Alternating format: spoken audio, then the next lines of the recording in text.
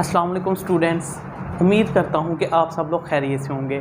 आप सबको upgrade online entry test preparation हमें खुशामदीद। अगर आपने अभी तक इस चैनल को सब्सक्राइब नहीं किया तो काइंडली इसको सब्सक्राइब कर लें ताकि इस तरह की और वीडियोस आप तक पहुँच सकें। जिस तरह आप लोगों को पता है कि मैंने इससे पहले बहुत सी वीडियोस यहाँ पे अपलोड की हुई इस चैनल पे, जिसमें सारी की सारी फील्ड्स बताई हुई हैं। इसके अलावा जितनी भी यूनिवर्सिटीज़ के एडमिशन है, ख़ास तौर पे जो गवर्नमेंट यूनिवर्सिटीज़ हैं जिनका रैंक अच्छा है, उनके बारे में मैंने डिटेल से वीडियोस बनाई हुई हैं। इसके अलावा जितनी भी फील्ड्स हैं पाकिस्तान की, जो हाई मेरिट की फील्ड है स्कोप के लिहाज से, मेरिट के लिहाज से, उनकी सारी डिटेल मैंने यहाँ पे दी हुई है इस चैनल पे। तो आप वो वीडियोस जाकर देख लें ताकि आप ये अपॉर्चुनिटी मिस ना करें। तो जिस तरह इससे पहले मैंने इंजीनियरिंग की फील्ड्स को बारे में बताया बहुत सी, तो आज मैं एक इंजीनियरिंग की फील्ड्स के बारे में आपको बताऊँगा, वो जिसका नाम है इलेक्ट्रिकल इंजीनियरिंग। तो इसमें हम देखेंगे बहुत से स्टूडेंट्स पूछते हैं कि इलेक्ट्रिकल इंजीनियरिंग का स्कोप क्या होता है, मेरिट क्या है, कौन कौन सी यूनिवर्सिटीज़ ऑफर करती हैं। ठीक है, तो मैं आज की इस वीडियो में उसको क्या है पूरी की पूरी डिटेल से देखेंगे। इसके अलावा जो इसकी थोड़ी सी हिस्ट्री है वहाँ से मैं इसका आगाज़ करूँगा। तो इलेक्ट्रिकल इंजीनियरिंग को अगर देखा जाए तो ये इतनी पुरानी इंजीनियरिंग नहीं है जिस तरह बाकी इंजीनियरिंग है, जैसा कि मैकेनिकल है। मैकेनिकल की हिस्ट्री तो मैंने आप लोगों को बताया कि जिस तरह इंसान है समझ ले कि वैसे ही मैकेनिकल का भी साथ काम शुरू हो गया था, क्योंकि जो मैकेनिकल का ताल्लुक़ है वो डायरेक्टली इंसान के साथ था। ठीक है, तो जैसे हज़रत नूह अलैहिस्सलाम ने जब पहली कश्ती बनाई तो समझ लें कि वो मैकेनिकल इंजीनियरिंग का पहला शाहकार था। ठीक है, तो यहाँ से हम आगे आते हैं कि इसकी इलेक्ट्रिकल इंजीनियरिंग की असल इब्तिदा कब हुई। तो देखें, इलेक्ट्रिकल इंजीनियरिंग को जो सही इब्तिदा हुई है वो 20वीं सदी ईस्वी में। ठीक है, अभी ये 21वीं और 20वीं दोनों ये इलेक्ट्रिकल का दौर रहा है। 20वीं सदी ईस्वी में क्या है कि आप लोगों ने देखा होगा कि माइक्रोचिप्स, जो कि जिसकी वजह से हम आज क्या है हमारे हर किसी के पास मोबाइल है, वायरलेस की सहूलत है, जिसकी वजह से क्या आप इजीली बात कर सकते हैं। चाहे आप स्पेस में बात करें, एक जगह से बैठे हैं, आप बैठे हैं और यूरोप में बात करें, तो ये सब की सब इलेक्ट्रिकल के मरहूने मिन्नत है। क्योंकि अगर देखा जाए तो आज से कुछ साल पहले, जिस तरह 1983 में जब IBM ने अपना पहला कंप्यूटर बनाया था, तो आप देखेंगे वो कंप्यूटर इतना बड़ा था कि उसको रखने के लिए कई मतलब कि कमरों की ज़रूरत पड़ती थी, तो उसके लिए बहुत ज़्यादा जगह रिक्वायर्ड होती थी। और आज देखने के छोटे छोटे कंप्यूटर है और उस कंप्यूटर की स्पेस भी बहुत कम थी, और आज के कंप्यूटर देख लें कि एक छोटे से कंप्यूटर में आप क्या है कई GB डाटा को क्या है स्टोर कर सकते हैं। तो ये सब इलेक्ट्रिकल की वजह से है। इसके अलावा इलेक्ट्रिकल को जो सही नाम मिला, इलेक्ट्रिकल की जो सही डिमांड में इजाफा हुआ है, उसकी मेन वजह थी निकोला टेस्ला। निकोला टेस्ला के बारे में बहुत से आप लोग जानते होंगे कि जो आज हमारे घरों में ये इलेक्ट्रिसिटी है ये क्या है निकोला टेस्ला की वजह से है। इससे पहले अगर निकोला टेस्ला ये कॉन्सेप्ट ना लेके आता तो शायद आज हमारे तक ये बिजली ना पहुंचती। तो आज आप जितना भी ये इलेक्ट्रिसिटी का यूज़ कर रहे हैं उससे फ़ायदा उठा रहे हैं, अपने मोबाइल चार्जिंग कर, अपने रेफ्रिजरेटर, टीवीज़ वगैरह, गर्ज के हर अहम चीज़ में हम क्या है इलेक्ट्रिसिटी हमारी ज़िंदगी का एक अहम हिस्सा बन चुकी है। अगर 1 मिनट के लिए लाइट चली जाए तो आपको उसकी कदर का पता चलता है। ठीक है, तो निकोला टेस्ला ने क्या किया था, निकोला टेस्ला AC करंट का कॉन्सेप्ट लेके आया था। ठीक है, इससे पहले एडिसन का DC करंट का कॉन्सेप्ट था। उसका क्या था, उसका नुकसान था। उसका नुकसान ये था कि वो हर घर तक नहीं पहुंचाया जा सकता था।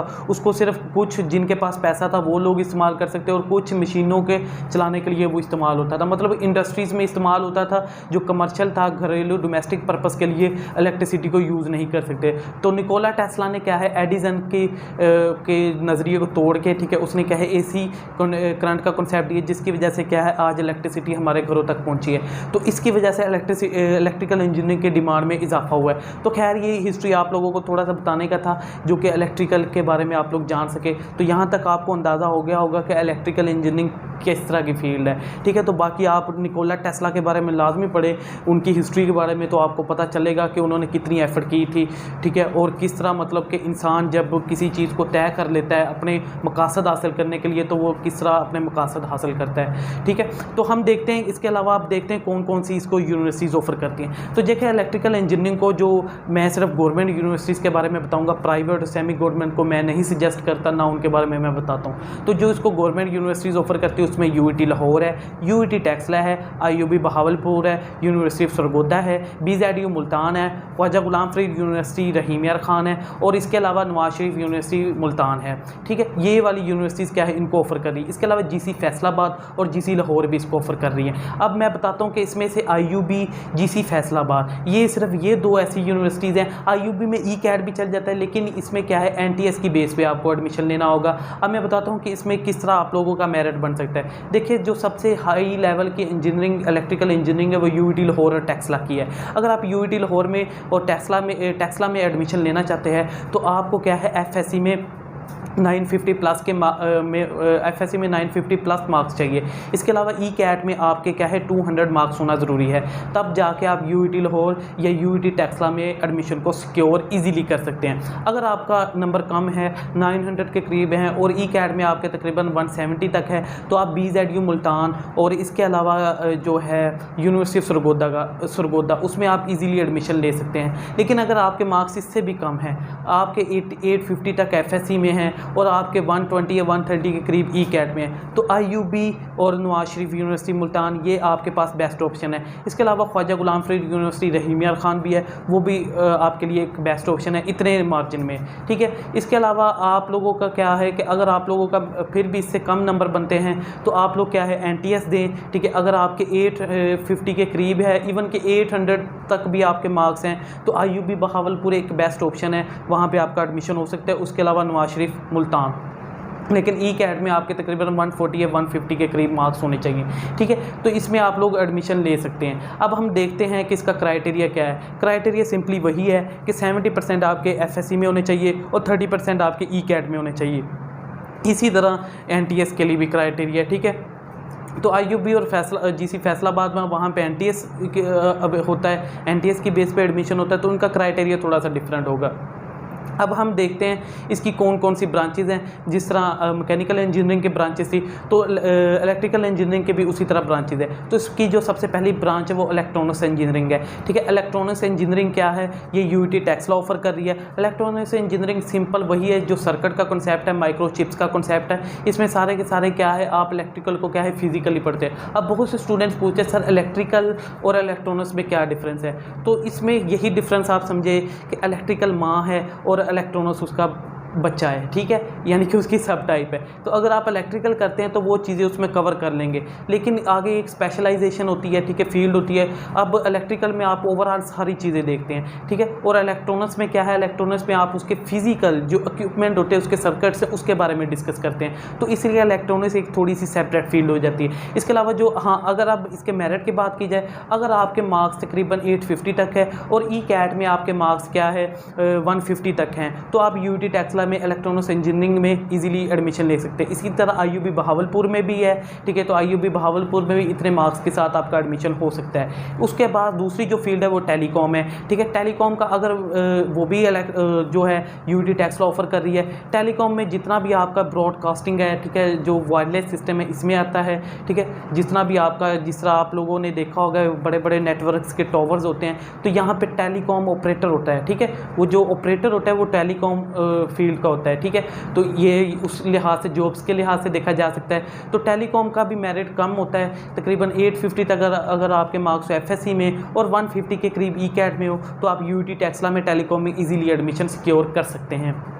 इसके अलावा जो मैकाट्रॉनिक्स है, मैकाट्रॉनिक्स के बारे में मैंने बता दिया है, तो वो इलेक्ट्रिकल में भी डिस्कस होते हैं। इसका लेकिन मेरिट जो होता है वो यूईटी लाहौर और यूईटी टेक्सला के चकवाल कैंपस में है, ठीक है। तो इसका जो मेरिट होता है वो तकरीबन इलेक्ट्रिकल इंजीनियरिंग के एग्रीगेट के इक्वल होता है। अब हम देखते हैं इसका स्कोप कहाँ कहाँ पे है। देखिए, इलेक्ट्रिकल इंजीनियरिंग का अगर स्कोप देखा जाए तो इसका स्कोप जितने भी ये कंप्यूटर्स के अदारे हैं, ठीक है, जितने भी कंप्यूटर इंस्टीट्यूट है, जितने भी सॉफ्टवेयर के इंस्टीट्यूट है, वहाँ पर इसका स्कोप है, वहाँ पर इसकी जॉब्स है। इसके अलावा जितने भी पावर प्लांट्स है, इलेक्ट्रिसिटी सप्लाइड्स के जो इंस्टीट्यूट्स हैं, ठीक है, इलेक्ट्रिसिटी सप्लाइड्स के जो यूनिट्स है, वहाँ पे इसका स्कोप है। जिस तरह वापडा है, मैपको है, तो वहाँ पे आप लोगों ने देखा होगा कि अगर आप वापडा दफ्तर में जाएं तो वहाँ पे एक एसडी होता है, वो इलेक्ट्रिकल इंजीनियर होता है। उसकी रिक्वायरमेंट ही यही है कि वो इलेक्ट्रिकल इंजीनियर होना ज़रूरी है। तो पीपीएससी की जॉब्स आती हैं। इसके अलावा आप आर्मी में ज्वाइन कर सकते हैं। इसके अलावा और भी जितने भी कंप्यूटर से रिलेटेड फील्ड्स हैं वहाँ पर इलेक्ट्रिकल का स्कोप है, और जितनी भी रोबोटिक्स की फील्ड्स हैं वहाँ पर भी इलेक्ट्रिकल स्कोप है। तो ओवरऑल देखा जाए तो ये स्कोप के लिहाज से एक अच्छी फील्ड फील्ड है।